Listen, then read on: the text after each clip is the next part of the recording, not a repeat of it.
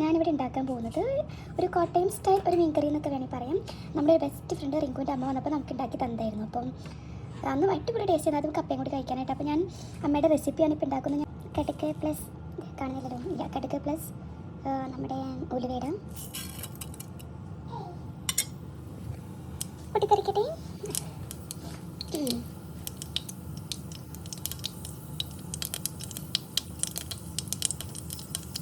Okay, പൊട്ടിത്തെറിച്ച് കഴിഞ്ഞ് കഴിഞ്ഞപ്പോൾ നമുക്ക് നല്ലതായിട്ട് ഇതാണ് ഇതിൻ്റെ ഹൈലൈറ്റ്. ഇതിൽ ഉള്ളി ചേർക്കുന്നില്ല, ജസ്റ്റ് നമ്മുടെ വെളുത്തുള്ളി, ഇഞ്ചി, വേപ്പില, ദെൻ നമ്മുടെ അവിടെ പറയുന്നത് കൊല്ലമുളകുമാണ്, ഫ്രൈ ചില്ലി. അപ്പോൾ അതും കൂടി ഇടുന്നു, നന്നായിട്ട് കോട്ട് ചെയ്യുന്നു. കുറച്ച് പിടിക്കുന്ന കുറവുണ്ടെന്ന് തോന്നുന്നു, അതുകൂടെ ആഡ് ചെയ്യാം.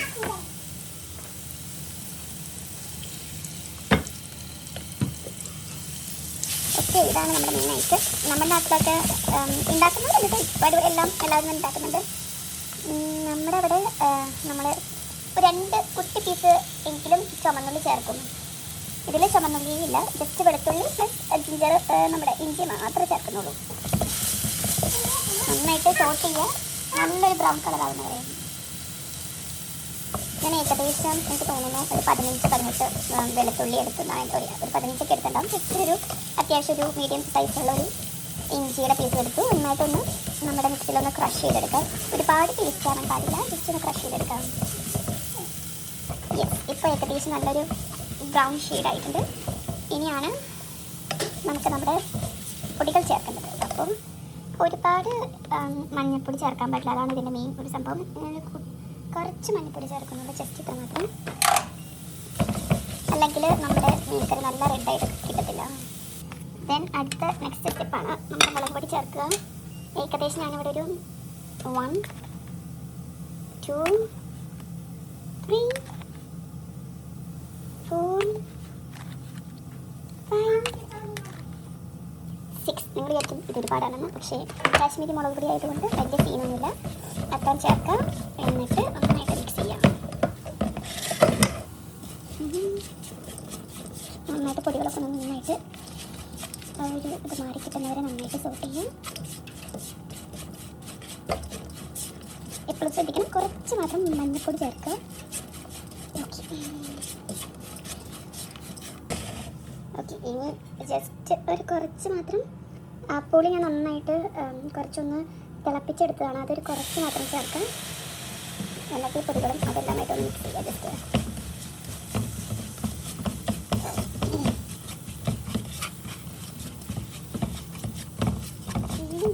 മല്ലിപ്പൊടി ചേർക്കത്തില്ല, കുട്ടി കുറച്ച് മഞ്ഞൾപ്പൊടി, ജസ്റ്റ് ബാക്കിയെല്ലാം മുളക് മാത്രം.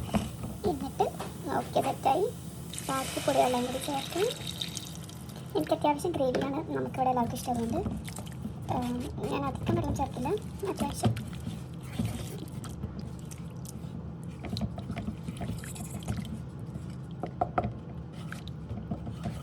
നിങ്ങളെല്ലാവരും വിചാരിക്കുന്നുണ്ടാകും ഇത് തന്നെയാണല്ലോ ഞങ്ങളുടെ വീട്ടിലുണ്ടാക്കുന്നത് എന്ന്. പക്ഷേ ഞാനിവിടെ വന്നതിന് ശേഷമാണ് ഇത് പഠിച്ചത്. എൻ്റെ അവിടെ വീട്ടിലൊന്നും ഇതേപോലെ ഉണ്ടാക്കത്തില്ല. അപ്പോൾ ഇവിടെ വന്നതിന് ശേഷമാണ് ഞാൻ ഇതേപോലെ ഉണ്ടാക്കുന്നത്. ഞാൻ എൻ്റെ ചില ഫ്രണ്ട്സിനോടൊക്കെ പറഞ്ഞപ്പോൾ അവർ പറഞ്ഞു അവരങ്ങനെ ഉണ്ടാക്കാറില്ല എന്ന്. അപ്പോൾ ഞാൻ വിചാരിച്ചു എന്നാൽ എല്ലാവർക്കും വേണ്ടി ചെയ്യാമെന്ന്. ദെൻ മെയിൻ സംഭവം ഉപ്പ് നന്നായിട്ട് തിളച്ച് വന്നു കഴിയുമ്പോൾ നമുക്ക് നമ്മുടെ മീൻ ഓരോ പീസ് ഇടാം.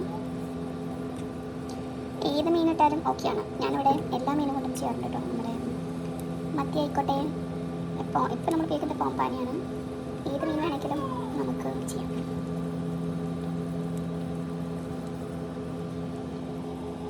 ഇതിവിടെ കിടന്ന് സെറ്റ് ആവട്ടെ. നമ്മുടെ മീൻകറി അങ്ങനെ റെഡി ആയി കഴിഞ്ഞു.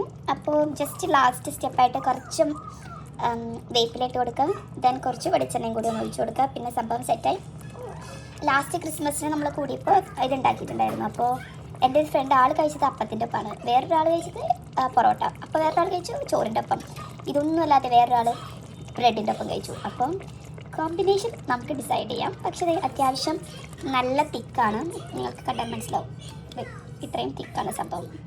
അപ്പോൾ എനിക്കിപ്പോൾ ഏകദേശം ഐഡിയ. നമുക്ക് അത്യാവശ്യം ഒരു കുടം വെളുത്തുള്ളി എടുക്കുകയാണെങ്കിൽ അതിൻ്റെ ഒരു കുട്ടി പീസ് ഇഞ്ചി എടുക്കും. അതിന് 2 ഇയേഴ്സായിട്ട് ഞാനിപ്പോൾ ഒരു 5 സ്പൂൺ കാശ്മീരി മുളക് പൊടിയാണ്. അപ്പോൾ കറക്റ്റാണ്, എരിവ് കൂടത്തില്ല കുറയില്ല. ഫസ്റ്റ് ടൈം ഉണ്ടാക്കുമ്പോൾ നിങ്ങൾക്ക് ചിലപ്പോൾ ഒന്ന് വാളിപ്പോവാം, പക്ഷേ പതുക്കെ പതുക്കെ പതുക്കെ പിടിച്ചോളും. സംഭവം ഏകദേശം ഇങ്ങനെയൊക്കെ റെഡിയാക്കണേ. ഇനി നിങ്ങളുടേതായ രീതിയിൽ അങ്ങോട്ടും ഇങ്ങോട്ടൊക്കെ മാറ്റം വരുത്താം, എന്നിട്ട് സെറ്റാക്കാം.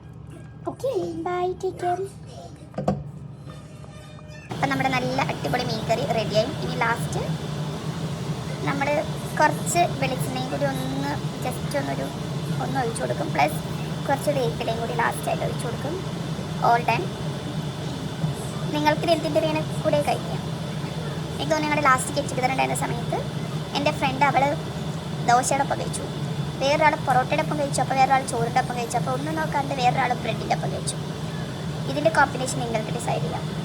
അടിപൊളി ടേസ്റ്റാണ്, ട്രൈ ചെയ്യുക.